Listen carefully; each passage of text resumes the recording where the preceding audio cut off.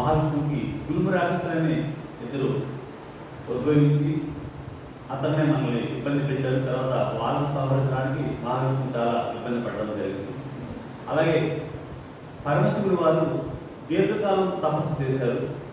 వారు తపస్సు చేసిన తర్వాత తన కళ్ళు తెరిచినప్పుడు ఆ కంటి నుంచి ఒక తేజస్సు సముద్రంలో పడింది. ఆ తేజస్సు నుంచి ఒక బాలుడు ఉద్భవించాడు. ఆ బాలుడే జలంధరుడు. ఆ బాలుడు ఏం చేశాడంటే శుక్రాచార్యుడు తీసుకెళ్ళి పెంచి పెద్ద చేసి రాజసంసారంటే అతను నేర్పాడు. ఆయన చాలా పెరిగి కట్టి తపస్సు చేశాడు. తపస్సు చేసి ఎన్నో శక్తులు సంపాదించాడు. అయితే ఆయన గౌరవానికి అంత లేకుండా పోయింది. అయితే ఆయన శివుడు కుమారుడే, కానీ అతను తేజస్వరు పుట్టాడు కాబట్టి గౌరవాలు చేస్తున్నాడు. ఈలోగా ఆయన ఎలా సంహరించాలా ఆయన ఆలోచన చేస్తున్నారు. ఆ సందర్భంగా ఆయన బృందాన్ని ఆవిడతో ఆయన వివాహం జరిగింది. ఒకసారి పన్నాగం పన్నాడు నారద మహర్షి. ఇతను ఎలాగైనా సంహరించాలంటే ఏం చేయాలని చెప్పి ఆయన కోరుతూ ఆయన రాజ్యానికి వెళ్ళాడు. జలంధర, నువ్వు అన్నింటిలో జాబులు నిలిచిపోయావు, కానీ ఒక్క విషయంలోనే మాత్రం నీకు తక్కువ ఉంది అన్నాడు. ఏంటో తక్కువ అన్నాడు. పరమశివుడు భార్య పార్వతీదేవి నీ భార్య కంటే ఆగలేదు కాబట్టి అది ఒకటి తక్కువ ఉన్నాడు. అదేంటి అలా కుదరదు, నా భార్య కంటే అందమైంది ఈ ప్రపంచానికి ఎవరు ఉండకూడదు, కాబట్టి పార్వతీదేవిని చెరపటి తీసుకురామని చెప్పి తన అనుచరులు పంపించాడు. ఇద్దరిని పంపగానే వెళ్ళి పార్వతీదేవి తీసుకురావడానికి పరమేశ్వరుడు దగ్గరికి వెళ్ళాడు. ఆ వార్త వినగానే పరమేశ్వరుడు ఒకతన్ని తన కంటి చూపుతో చెప్పేస్తే రెండో తను మళ్ళీ తిరిగి పంప చెప్పడానికి వెళ్ళాడు. అయితే ఇలా కాదని యుద్ధానికి బయలుదేరారు. భయంకరమైన యుద్ధం జరుగుతున్న సమయంలో భయంకరంగా జరుగుతున్న సమయంలో జలంధరుడు పరమేశ్వరుడు వ్యాసం వేసుకొని పార్వతి దగ్గరికి వెళ్ళాడు. పార్వతీదేవిని సమీపిస్తూను, దేవి జలంధరుని సంహరించాను, మనమే గెలిచామని చెప్పి దగ్గరికి వెళ్తూ ఉంటే ఈలోగా ఆయనలో మార్పు కనిపించింది. ఆ మార్పు చూసినటువంటి పార్వతీదేవి మహావిష్ణువుని ఉపాసించింది. వెంటనే మహావిష్ణువు వచ్చి రాగానే అక్కడి నుంచి మళ్ళీ జలంధరుడు మాయమైపోయాడు. అయితే ఈ జలంధరుని ఎలా సంహరించాలని ఆలోచిస్తే బృంద పాతిపత్యం అడ్డుగా ఉంది. ఆ పాతిపత్యాన్ని తీరినట్టయితే ఈ జలంధరుని సంహరించవచ్చని చెప్పి అప్పుడు మహావిష్ణువు జలంధరుడి పట్టణానికి వెళ్ళి బృంద పూజలో ఉన్న బృందను పిలిచి, నేను పరమశివుడిని సంహరించాను, మనమే గెలిచామని చెప్పగానే నిజం అనుకుని బృంద తన తపస్సు వదిలేసి తన పూజ వదిలేసి బయటకు వస్తుంది. రాగానే తన శక్తి అంతా హరించిపోయింది. జలంధరుడిని పరమేశ్వరుడు సంహరించేశాడు.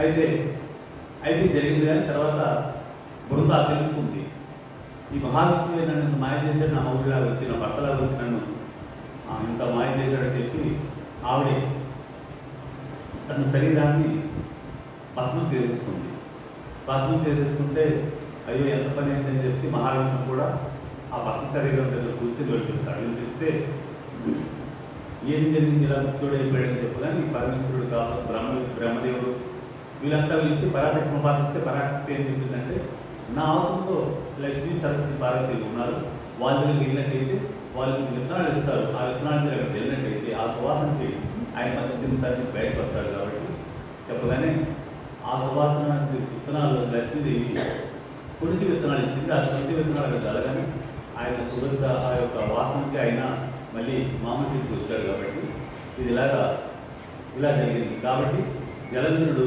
మరణానికి ఈ పాతిపత్యం అడ్డురాగా మహావిష్ణువు సహాయంతో జలంధరుని శివుడు సావడం జరిగింది. కాబట్టి జయ శ్రీ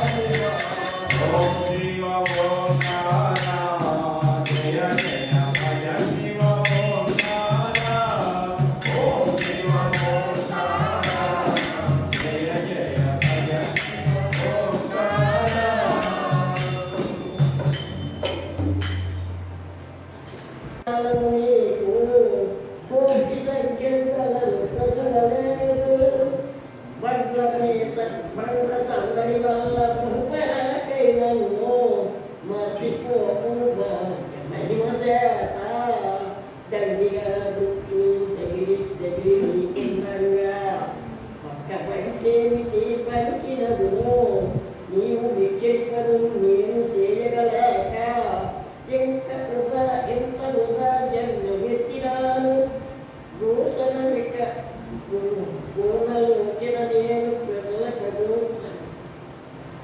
గోపనలు జనులలో నేను ప్రయోజకుడు అప్రయోజకుడను గౌకని సత్క సత్యము గంగజేయు భూషణమిక దుష్ట సంహార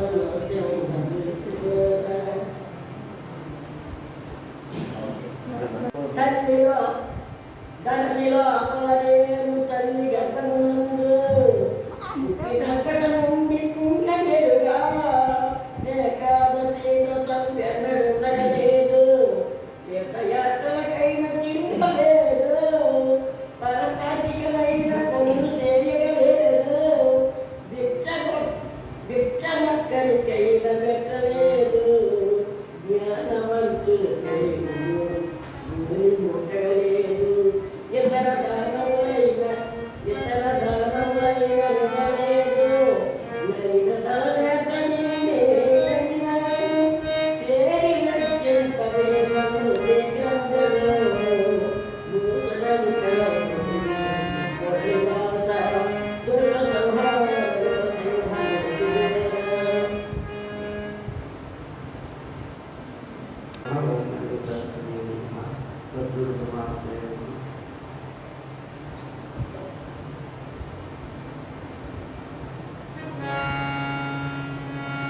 గురు శరణం శరణం సద్గురు శరణం భవహరణం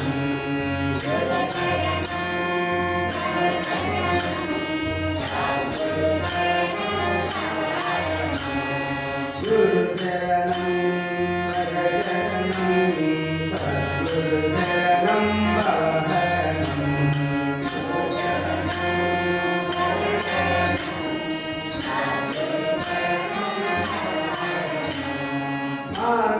భజరే గురు శరణం సద్గురు శరణం భవహరణం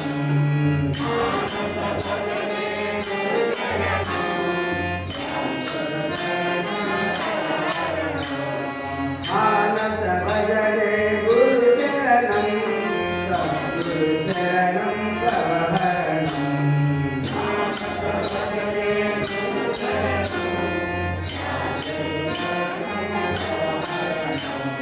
गुरु महाराज जय जय जय गुरु महाराज जय जय जय शिवानंद गुरु जय जय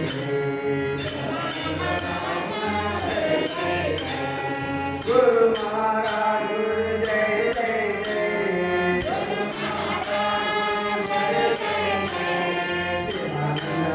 गुरु जय जय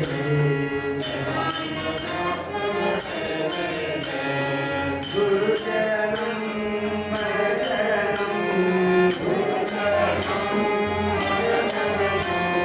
सद्गुरु शरणं भवहरणं मानस भजरे गुरु शरणं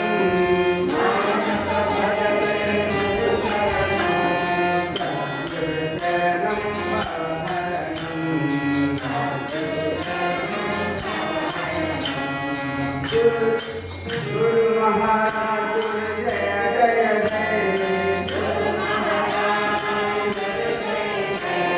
गुरु महाराज जय जय जय ब्रह्मानंद गुरु जय जय जय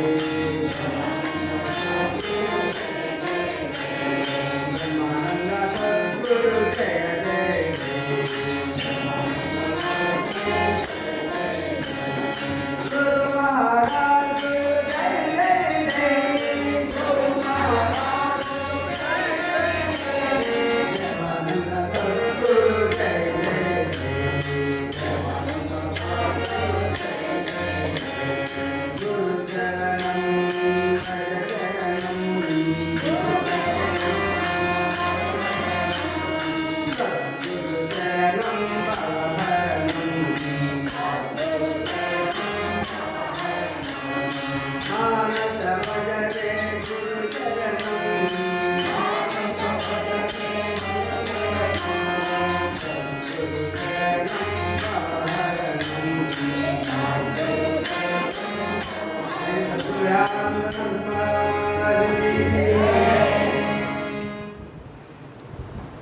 అల్పుడప్పుడు పల్లు నారంగడముగాను సజ్జనుడు పల్లు చల్లగాను కంచు రోగునెట్లు కనకంపు రోగున విశ్వధరి రామ వినురవేమా.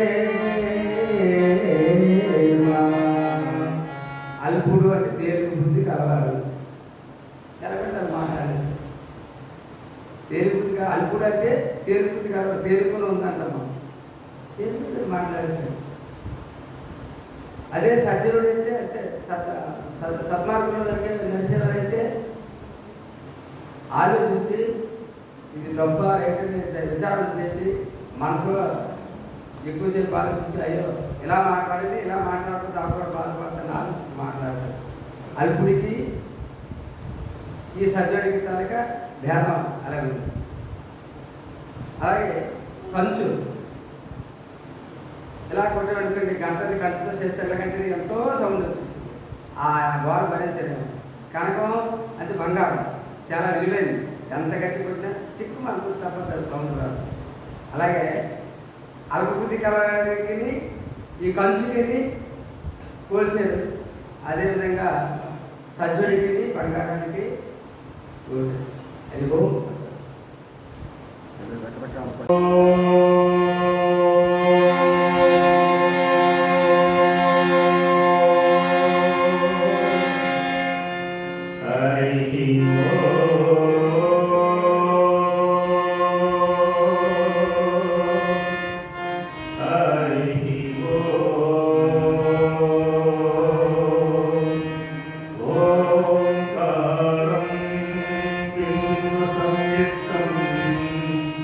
నిత్యం ధ్యాయంతి యోగినః కామదం మోక్షదం చైవ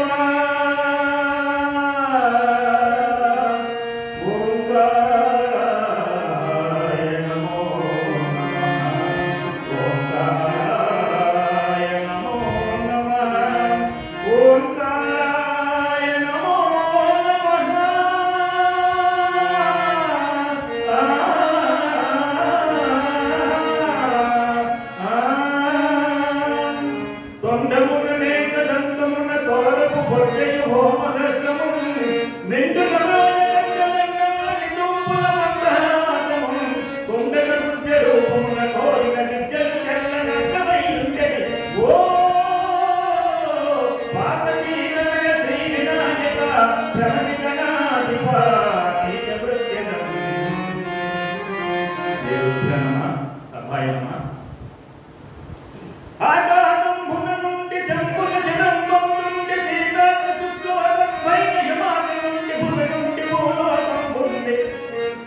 వివాహ భ్రష్ట సంపాదము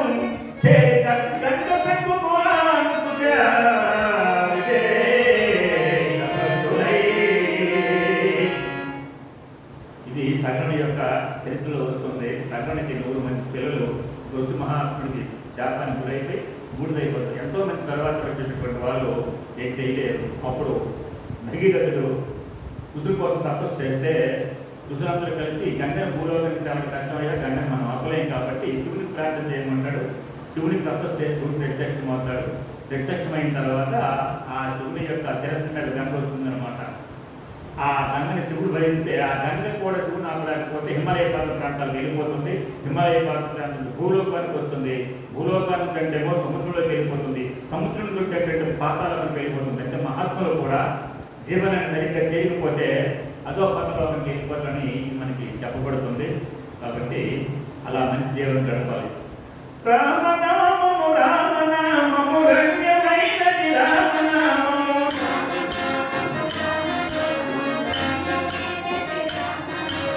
రామనామము రామనామము రమ్యమైనది రామనామము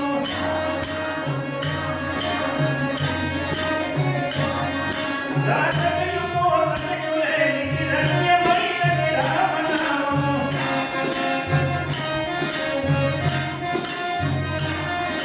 రాజమయు మోసమయులేని రమ్యమైనది రామనామము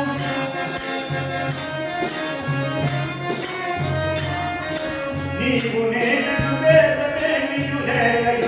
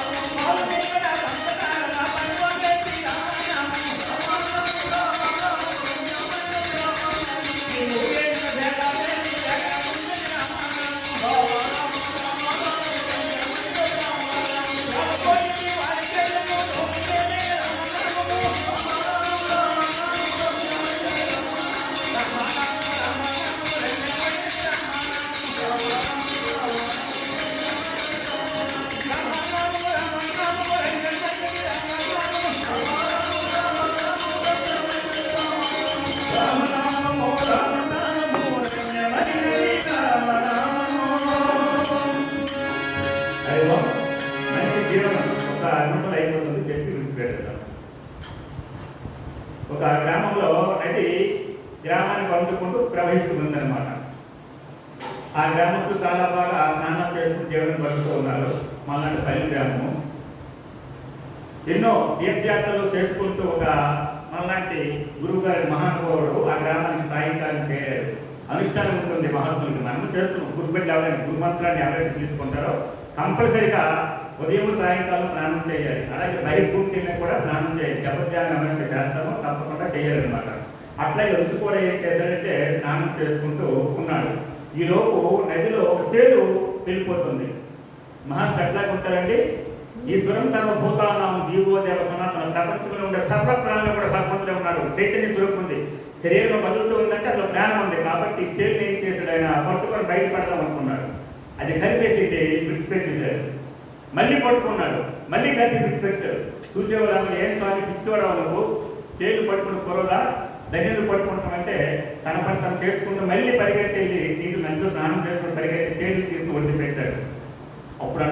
అయ్యా దానితో ఒక నైజం, తేలితో నైజం ఏంటి? పుట్టడం. మనిషితో నైజం ఏంటి? కాపాడటం. భగవద్గీత ఏం చెప్పింది? పరోపకార్థం ఇదం శరీరం. సృష్టిలో పెట్టి మనిషి కూడా తన యొక్క ధర్మాన్ని పాటించాలి, ఆపదలు ఉండేటువంటి కాపాడాలి. అందుకే దేవతల కోసం దగించి తన విన్నుకు ఇచ్చేసాడండి. అదే వజ్రాయుడు అన్నమాట, రెక్కలు కట్ చేసింది పర్వతాన్ని. అలాగే పౌరం అంటే శరణ కోరితే శివ చక్రవర్తి తన యొక్క శరీర భాగాన్ని ఇచ్చాడు. ఏమంటే ఇలా చాలా చరిత్రలు ఉన్నాయి కాబట్టి, మనిషి పుట్టాయి కాబట్టి మనం ఏం చేయాలా? ఆపదలు ఉండేటువంటి ఆదుకుంటూ ఈ మానవ జీవితాన్ని సరిదిద్దుకుంటూ భగవంతుని ప్రార్థిస్తూ మహాత్ములు కొలుస్తూ ఇరుగువాడికి పొరుగువాడికి అదే ప్రేమ ముదిత మనసుకు రామ రామ రామ అంటే ప్రతి ఒక్కరిని కూడా ప్రేమగా చూడాలా. మనకున్న దాంట్లో అదే క్రిస్టియన్స్ మనకి తేడా. క్రైస్తవ మతం కూడా జీతంలో 100 రూపాయలు 10 రూపాయలు ఇస్తారంట వాళ్ళు. అలాగే పండే పంట కూడా ఇస్తూ ఉంటారు ఆ యొక్క శక్తులకి. భారతీయులు కార్యక్రమాలు ఉన్నాయంటే పెంచాలన్నమాట. పెంచకపోతే కార్యక్రమం ఉండేప్పుడు ఎలా బతుకుతారు? కాబట్టి మానవ అనేది గౌరవకంగా తెలియదు. మీ శరీరం మనకి భగవంతుడు ఏం ఇస్తాడంటే ఇతరులు సేవ చేయడం పడుతుంది. కాబట్టి సేవ చేసుకుంటూ జీవితం కొరకు దైవం కడతారు.